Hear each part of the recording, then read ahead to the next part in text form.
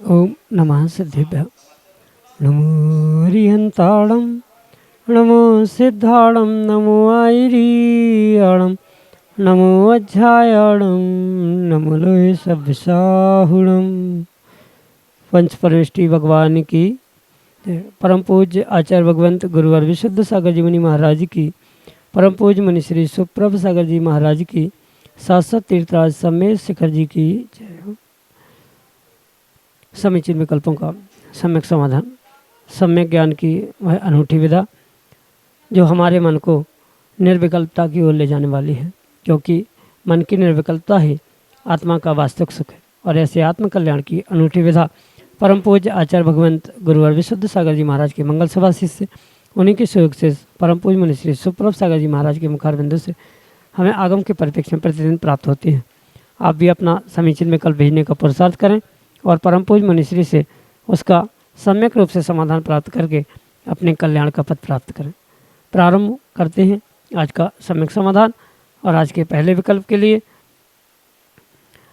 श्रीमती चंदा जैन, डॉक्टर मगन जैन, आष्टा मध्य प्रदेश से महाराज श्री के श्री चरणों में बारंबार नमस्तु करते हुए अपना समीचीन प्रश्न रख रहे हैं कि महाराज जी, जैन आगम में आलाप शब्द का स्वरूप क्या है एवं इसका प्रयोजन किस उद्देश्य से है। हमारे समीचीन विकल्प का सम्यक समाधान करने की अनुकंपा करें। नमोस्तु महाराज जी, नमोस्तु। ओम नमः सिद्धम। परम पूज्य आचार्य भगवान गुरुवर विशुद्ध सागर जी महाराज की।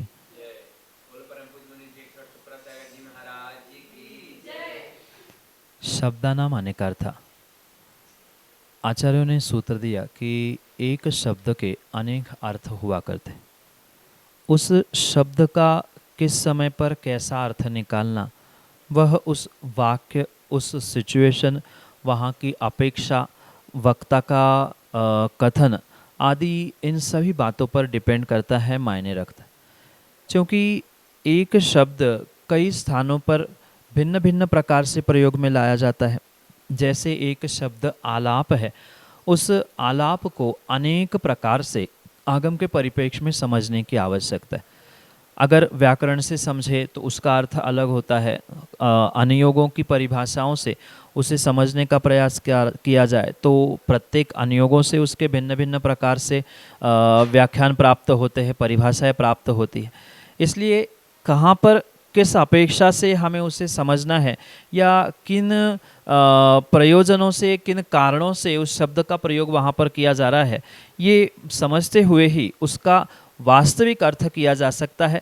अपेक्षाकृत उनके अर्थों को हम अवश्य ही समझ सकते हैं, पर सामान्य रूप से व्याकरण से अन्य प्रकार से हम उसका अर्थ तो कर सकते हैं, पर एग्जैक्ट उसका अर्थ कहाँ पर कैसा है, उसका अर्थ किस प्रकार से ग्रहण करना है, ये तो तात्कालिक परिस्थिति, वक्ता का अभिप्राय, इन सभी पर डिपेंड किया जा सकता है।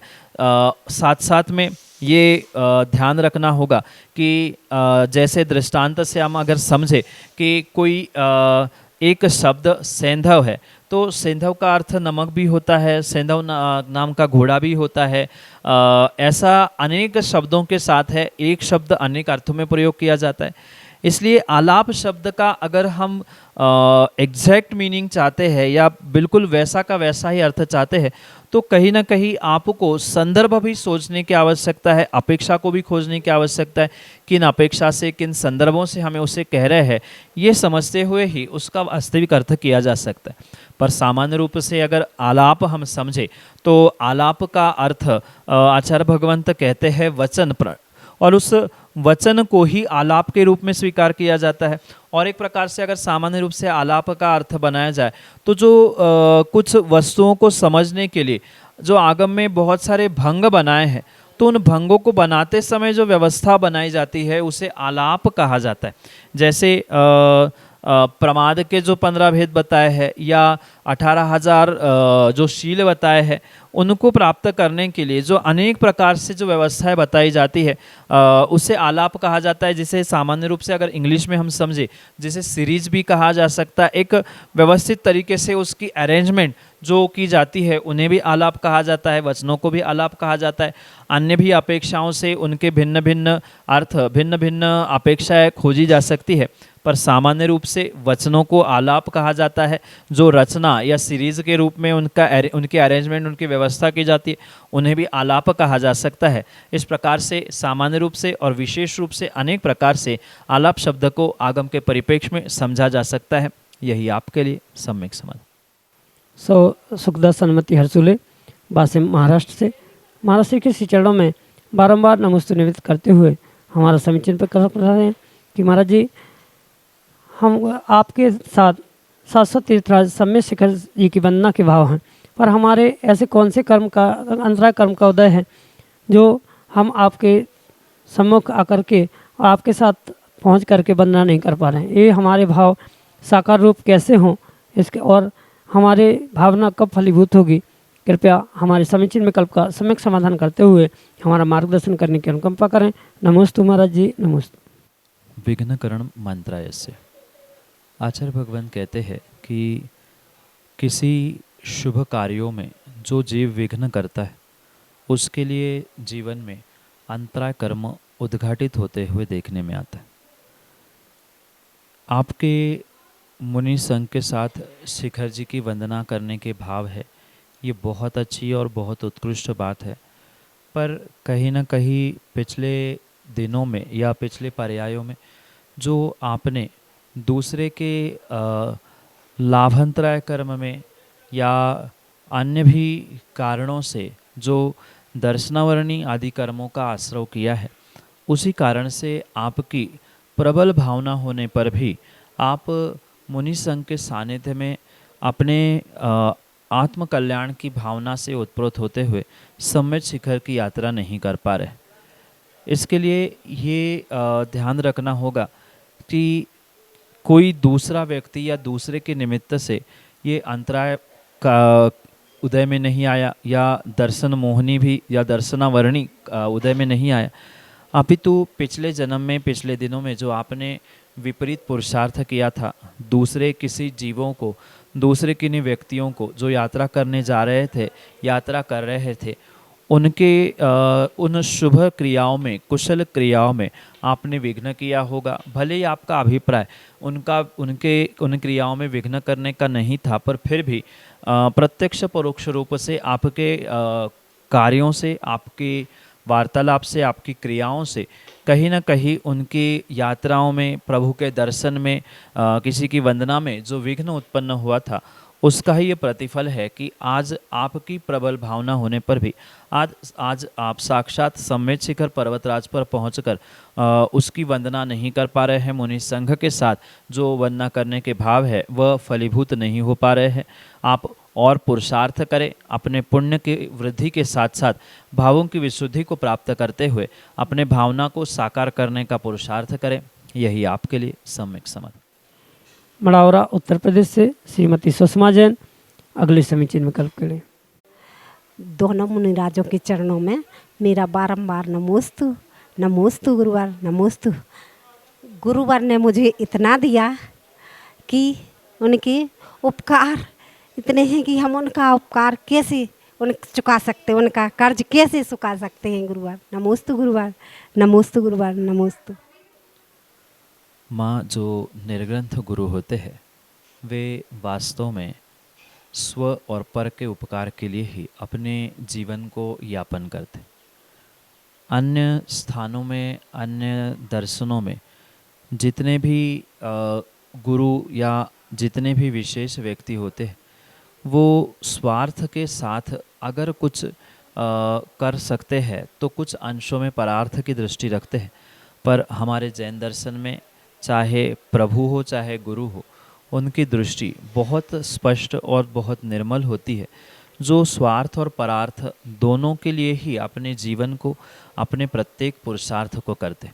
जब एक छोटे जीव के उपकार के लिए, उनकी अहिंसा के लिए वे अपने हाथों में मयूर पंख की पेची को धारण करते हैं, किसी जीव की विराधना ना हो, इन्हीं भावों से अथः पुरुषार्थ करते हैं, तो फिर एक पंचेंद्रिय जीव पर उपकार नहीं कर सकते, ऐसा हो ही नहीं सकता।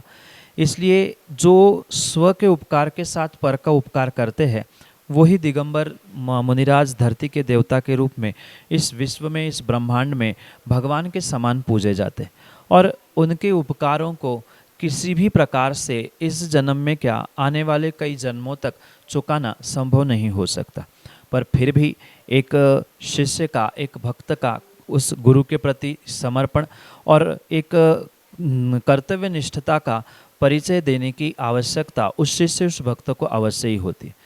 सत्यता तो यही है कि जैसे आगम में कहा है कि सब मिल सकता है पर शीश दिले गुरु मिले तो भी सस्ता जान। ऐसी एक पंक्ति प्रचलित है कि सब कुछ देना संभव है, पर स्वयं का शीश निकाल कर भी अगर गुरु मिल रहे हैं, गुरु का उपकार हो रहा है, तो उसका किसी प्रकार से ऋण चुकाया नहीं जा सकता है।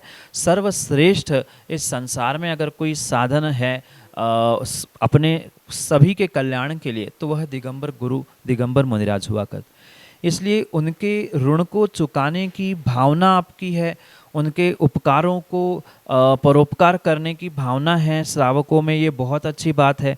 उन्होंने उपकार किए हैं, ये भी आपको बोध है, ये ही बहुत बड़ी बात है, क्योंकि बहुत सारे जीव गुरु के उपकारों को भूलते हुए अपने स्वार्थ की सिद्धि के लिए उनका उपयोग करते हुए उन्हें छोड़कर अन्यत्र चली जाते हैं, जहाँ पुनः नया कुछ मिलता है वहाँ पहुँच जाते हैं। पर जो गुरु ने आपके प्रति उपकार किए हैं, उन उपकारों का बोध आपको है, यही बहुत बड़ी बात है। और उन उपकारों को याद रखते हुए उन ऋण को हम आने वाले समय में चुकाने का प्रयास करेंगे। ये भावना भाने से ही या उनकी सेवा करने से ही आपका ऋण चुक सकता है, अन्य किसी प्रकार से नहीं। क्योंकि निर्ग्रंथ मुनिराजों को किसी श्रावक, किसी भक्त, किसी शिष्य से कुछ परोपकार की भावना नहीं होती। बिना किसी परोपकार की भावना से ही भी प्रत्येक जीवों पर उपकार करते हैं। और उसी श्रृंखला में दिगंबर मुनिराजों ने जो आप पर ये उपकार किए हैं, उसी श्रृंखला में आप ये ध्यान रखें कि इन उपकारों को हमेशा हमेशा जीवन में याद रखते हुए उनका ऋण चुकाने की भावना भाते रहना, उनकी जब जहाँ जितना अधिक से अधिक समय मिले उनकी सेवा, उनकी वैयावृत्ति, उनके लिए आहार दान आदि आदि व्यवस्थाओं से संलग्न होते हुए अपने आत्म कल्याण का पुरुषार्थ गुरु चरणों से ही हो, उनके ही चरणों में मेरी समाधि हो। यही भावना के साथ पुरुषार्थ करने से कुछ अंशों में आपका हृदय हल्का हो सकता है। मैं ये नहीं कहूँगा कि उनका ऋण कम हो सकता है, उनके उपकार कम हो जाएंगे। उनके तो अनंत उपकार हुआ करते हैं शिष्य और भक्तों पर, इसलिए उनके उपकार तो आप किसी परोपकार से, किसी ऋण चुकाने से, किसी सेवा वैयावृत्ति से चुका नहीं सकते। पर कम से कम जो बोझ एक उपकार का गुरु का हमारे ऊपर है, उस बोझ को कुछ अंशों में उनकी सेवा, उनकी वैयावृत्ति आदि आदि करते हुए हम कम अवश्य ही कर सकते हैं। यही आपके लिए सम्यक समझ। प्रमोद जैन, दुर्ग, छत्तीसगढ़ से अगले समीचीन विकल्प के लिए। नमोस्तु नमोस्तु महाराज जी, नमोस्तु महाराज जी। आज मैं प्रणत सागर जी के साथ पारसनाथ की टोक गया था। ये मेरा पुण्य है कि मेरा पाप है, जब मैं दर्शन करके उतरा तो मुझे 7-8 फीट का सर्प दिखा और एकदम साक्षात आशीर्वाद देते हुए। ये क्या सच है, ये मेरे किस्मत का क्या है लिखा हुआ है, ये मुझे इसका प्रश्न चाहिए, उत्तर चाहिए महाराज जी। नमोस्तु गुरु। सर्प आदि तिर्यंच प्राणियों का सम्मेद शिखर जैसे जंगलों में रहना स्वाभाविक सी बात है। और वर्तमान में जो मौसम ठंड गर्म के कारण से उनका अपने निवास स्थानों से बाहर निकलना, ये भी बहुत सहज और स्वाभाविक सी बात। इसमें किसी भी प्रकार से ये विकल्प करने की आवश्यकता नहीं है कि किसी पाप के कारण से वो आपके सामने आए थे, रास्ते में आए थे। अगर पाप का उदय होता तो वो सामने मात्र आपको दिखते नहीं, आपको डस के अपना काम करके चले जाते। और पुण्य का कुछ विशेष उदय होता तो वह आपके लिए कुछ सहयोग करते हुए मिले होते। पर ऐसा कुछ नहीं है, वे तो अपने सामान्य रूप से रास्ते से निकल गए हैं, तो उनका मार्ग ही उनका है, स्थान उनका है। मनुष्यों ने तो वर्तमान में उनके जंगलों में, उनके स्थानों में आक्रमण किया है। आप अपनी निर्मल भावना से भगवान पारसनाथ की वंदना करने के लिए जा रहे थे और वंदना करके लौटते समय ये जो आपने साक्षात इतना बड़ा सर्प और दृश्य देखा है, ये तो एक स्वाभाविक सी घटना है, सामान्य सी घटना है। इसे प्रभु से या किसी पुण्य पाप से घटित करने की आवश्यकता नहीं है। उनका स्थान है, वे मौसम के कारण से यहाँ वहाँ भटकते हुए कई बार हम लोगों को भी दिख चुके हैं। इसलिए ये विकल्प ना करें कि पुण्य का उदय था कि पाप का उदय था। अगर पाप का उदय होता तो शायद वो आपको डस लेता, पर कहीं ना कहीं पुण्य का उदय था। भगवान के आप दर्शन करके लौट रहे थे, टोंक करके लौट रहे थे और गुरु की आज्ञा से आप वहाँ से आ रहे थे, इसलिए शायद उसने आपके लिए कुछ नहीं किया और आपके पुण्य के उदय से, आपकी गुरु की सेवा के निमित्त से ही आपको ये सौभाग्य मिला। यही आपके लिए सम्यक समाधान। अमरावती महाराष्ट्र से परिणा गहानकर अगले हिस्से विंचन विकल्प के साथ। नमोस्तु महाराज जी, नमोस्तु नमोस्तु गुरुवर। मेरा प्रश्न यह है कि जो सम्मित शिखर पे गंधर कूट के नाम पड़े हैं, वो कूट के नाम किस पे से करे हैं? नमोस्तु महाराज। सम्मित शिखर शाश्वत तीर्थराज में जो तीर्थंकरों के टोंक हैं, वे विशेष नामों से, विशेष संज्ञाओं से प्रचलित है। ये विशेषता यहाँ ध्यान रखें कि गौतम गणधर या गणधर टोंक अलग है और बाकी तीर्थंकरों की टोंक अलग है। लगभग 50-55 वर्ष पूर्व यहाँ मात्र तीर्थंकर भगवान की 20 ही टोंकें उपलब्ध थी, जो साक्षात यहाँ से मुक्ति को प्राप्त हुए। 24 तीर्थंकरों में से 20 ही तीर्थंकरों की टोंक यहाँ पे थी और उनके गणधरों के निमित्त से यहाँ एक बड़ी गणधर टोंक के रूप में सभी तीर्थंकरों के गणधरों को स्मरण करते हुए ये गंधर टोंक बनी है। क्योंकि अन्यत्र जो भी वर्तमान में और 4 तीर्थंकरों के और अन्य भी बहुत सारे चरण कमल और अन्य भी तीर्थंकरों के टोंक दिख रहे हैं, ये क्रम से वर्तमान में बढ़ते हुए, बनते हुए समझ में आ रही है और उनकी वर्तमान में उनकी संज्ञा भी अलग दिखती है।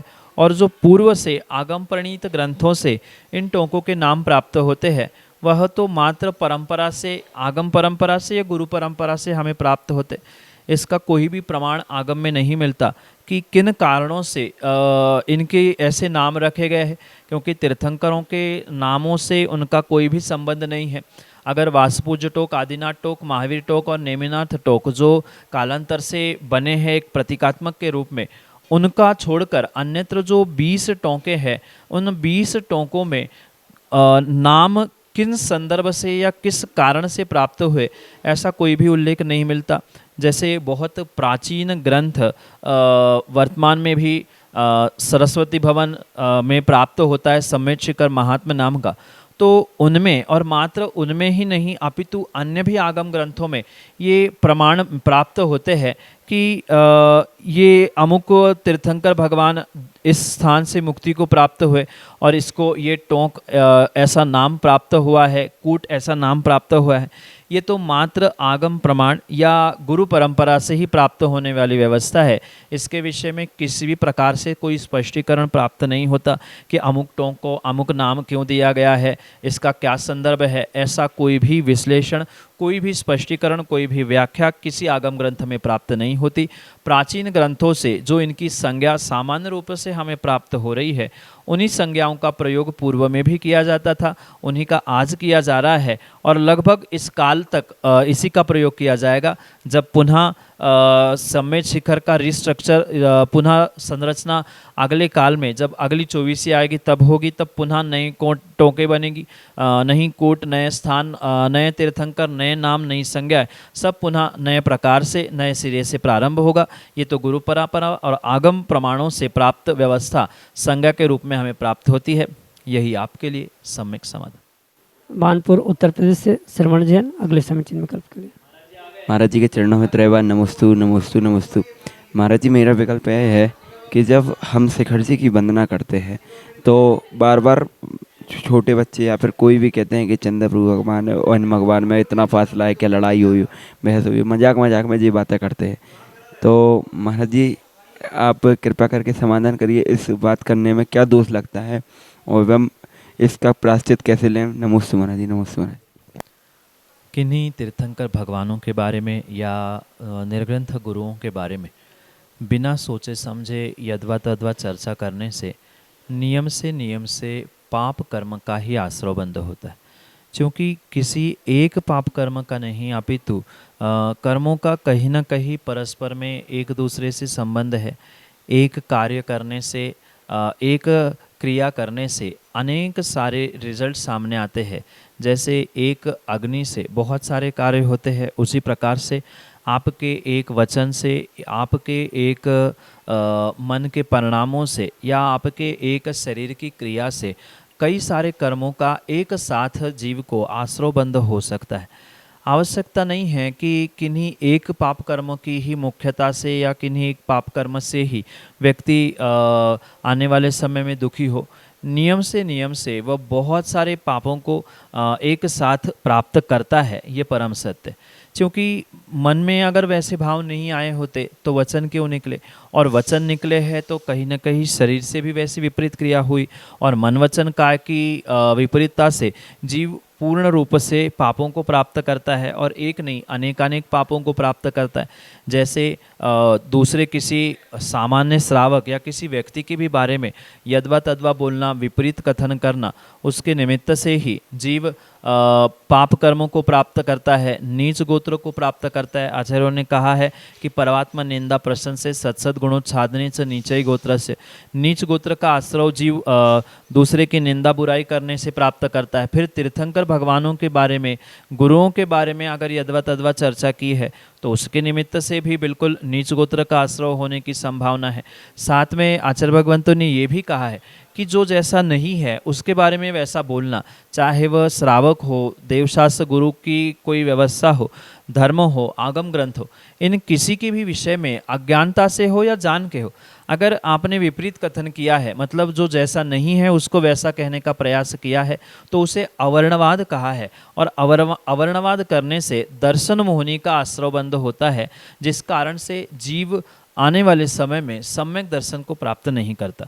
जब किसी व्यक्ति में, किसी वस्तु में दोष होने पर भी उस दोष का बखान करने के लिए मना किया गया है, निषेध किया गया है।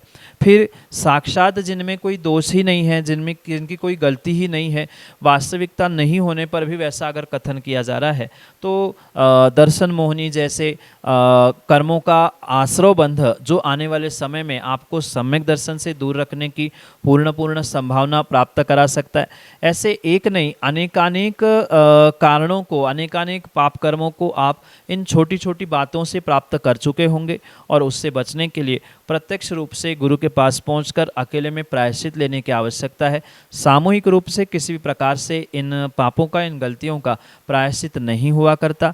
इसलिए इन पापों से बचने के लिए, किए हुए कर्तुति से बचने के लिए गुरु से पास पहुंचकर व्यक्तिगत रूप से उसका प्रायश्चित ग्रहण करने का पुरुषार्थ करें, तभी आप इन पापों से बच सकते हैं। अन्यथा पुनः आश्रयबंध के कारण से आप संसार में दुखी हो सकते हैं। सम्यक से दूर होना आदि आदि अनेक पाप कर्म के कारण से आप अपने सम्यक में दोष लगा सकते हैं, मिथ्यात्व को प्राप्त कर सकते हैं। अन्य भी बहुत सारे पाप कर्मों के कारण से आप दुखी हो सकते हैं। यही आपके लिए सम्यक समाधान।